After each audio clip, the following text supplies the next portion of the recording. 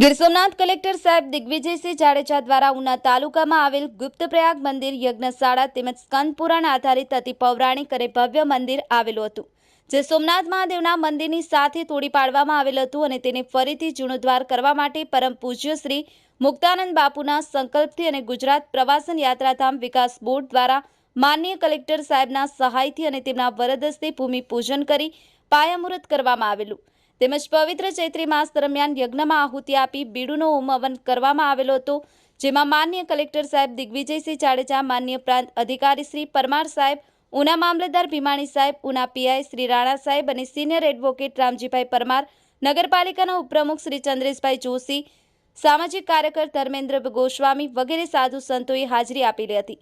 તેમજ ગીર સોમનાથ કલેક્ટર શ્રી દિગ્વિજયસિંહ જાડેજા સાહેબ સામાન્યમાં સામાન્ય અને બાળકો સાથે તેમજ વૃદ્ધો વડીલો સાથે ચર્ચા વિચારણા કરી તમામ લોકો સાથે શાંતિથી વાત કરી અને તમામ લોકોના મોબાઈલ ઉપર સેલ્ફી ક્લિક કરાવી આ એક અદ્ભુત વાત છે.